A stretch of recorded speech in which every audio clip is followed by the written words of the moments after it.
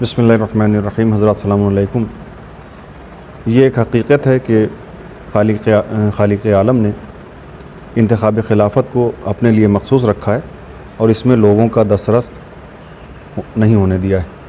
یہی وجہ ہے کہ اس نے اپنے تمام خلفاء آدم سے لے کر خاتم تک خود مقرر کیے ہیں اور ان کا اعلان اپنے نبیوں کے ذریعے کرایا ہے، اور اس میں تمام انبیاء کے کردار کی موافقت کا اتنا لحاظ رکھا گیا ہے کہ تاریخ اعلان کو بھی الگ نہیں ہونے دیا، تاریخ اعلان میں بھی فرق نہیں آنے دیا ہے۔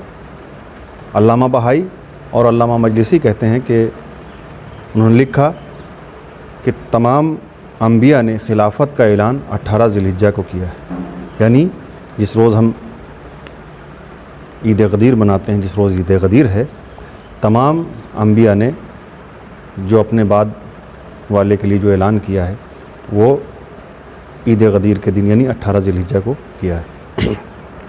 جیسے جناب آدم نے جناب شیس کے لیے اعلان کیا، جناب شیس نے انوش کے لیے اعلان کیا، اور ان کے بعد جتنے بھی ہیں آپ سب کے اعلان دیکھتے رہیں، اور سب نے اپنے بعد والے کے لیے اعلان کیا ہے۔ جناب نوح نے سام کے لیے، جناب ابراہیم نے جناب اسماعیل اور جناب اسحاق کے لیے، چونکہ جناب اسماعیل عرب میں تھے لہٰذا ان کو عرب والوں کے لیے، اور جناب اسحاق شام میں رہتے تھے۔ ادھر جناب اسحاق نے اپنے بیٹے یعقوب کو، جناب یعقوب نے اپنے بیٹے یوسف کو، وہ سلسلہ چلتا رہا۔ ادھر جناب اسماعیل نے اپنے بیٹے قیدار کے لیے اعلان کیا۔ اسی طرح آپ دیکھتے چلے آئیے، جناب موسیٰ نے پہلے تو جناب ہارون کے لیے اعلان کیا، اور جناب ہارون کے انتقال کے بعد یوشع بن نون کے لیے۔ یہ ایک سلسلہ ہے کہ ہر نبی نے، اللہ نے اپنے نبیوں کے ذریعے اعلان کرا دیا۔ کہیں پر بھی آپ نہ کوئی میٹنگ دیکھ سکتے ہیں، نہ شورا ہے، نہ اجماع ہے، نہ لوگوں سے پوچھا گیا، نہ امت کی رائے لی گئی، کسی طرح کا کوئی مسئلہ نہیں ہوا۔ کیونکہ اس لیے اللہ نے اس کام میں بندوں کا کوئی حق، کوئی حصہ رکھا ہی نہیں ہے۔ یہ تو اپنی بنائی ہوئی چیز ہے کہ ہم اپنی طرف سے کچھ بھی بنا لیں، لیکن آپ حضرت آدم سے لے کر اور آخری نبی تک آ جائیے، کہیں پر بھی آپ کو نہیں دکھے گا کہ کہیں شورا اجماع ہوا ہو یا کسی طرح کی رائے دہندگی ہوئی ہو، رائے مانگی گئی ہو یا رائے لی گئی ہو، یا کوئی میٹنگ ایسی ہوئی ہو۔ ایسا کچھ بھی نہیں ہوا، اللہ کا حکم ہوا اور نبی نے اعلان کر دیا۔ ہمارے نبی حضرت محمد مصطفیٰ صلی اللہ علیہ وآلہ وسلم 25 ذی القعدہ کو آپ حج کے ارادے سے مکے کے لیے نکلیں، 4 ذی الحجہ کو آپ مکہ پہنچ گئے۔ آپ کے ساتھ ایک بڑی تعداد تھی صحابہ کرام کی، لوگ حج کرنے کے لیے آپ کے ساتھ نکلے۔ کچھ لوگ راستے میں ملے اور کچھ لوگ مکے میں جا کے مل گئے، تقریباً 1,24,000 کی تعداد ہو گئی۔ حضرت علی علیہ السلام اس وقت مدینے میں موجود نہیں تھے، آپ یمن میں تھے، لہٰذا آپ یمن سے سیدھے مکے آئے۔ جب آپ مکے پہنچے تو حضرت صلی اللہ علیہ وآلہ وسلم نے کہا کہ اے علی، تم قربانی میں اور حج میں میرے شریک کو اپنا شریک کر لیا۔ بہرحال لوگوں نے رسول سے خطبے سنے، رسول کے ساتھ حج کیا، بڑی سعادت کی بات ہے۔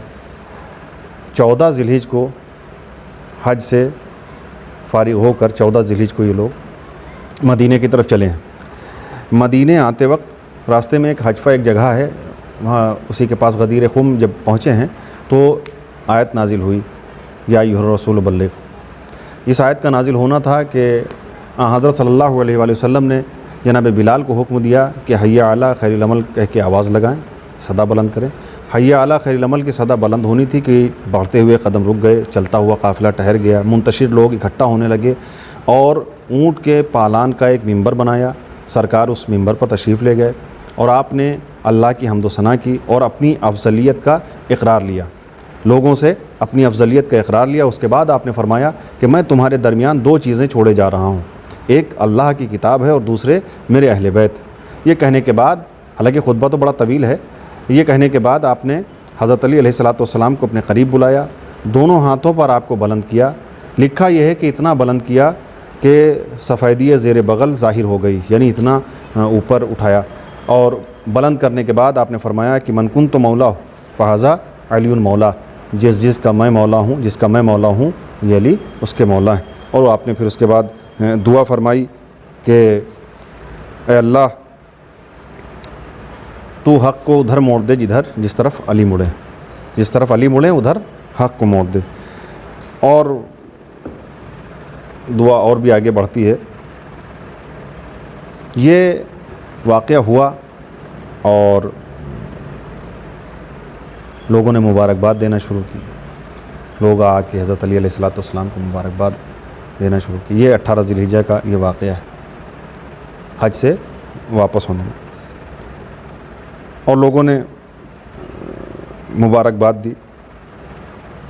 سرکار نے اپنا امامہ حضرت علی علیہ السلام کے سر پہ باندھا اور لوگ خوش تھے۔ اب کون کیسے خوش تھا یہ تو نہیں معلوم، لیکن لوگ خوش تھے، کیونکہ مبارکباد دینا ہی مطلب ہے کہ اس کا مطلب خوش تھے تو مبارکباد دے رہے تھے۔ حالانکہ یہ مبارکباد بھی لوگوں کو زیادہ دن یاد نہیں رہی، کیونکہ ادھر حضرت صلی اللہ علیہ وآلہ وسلم کی وفات ہوئی، اس کے بعد زیادہ تر لوگوں نے اپنی مرضی جو کرنا تھا، جو پہلے سے ارادہ تھا وہی کیا۔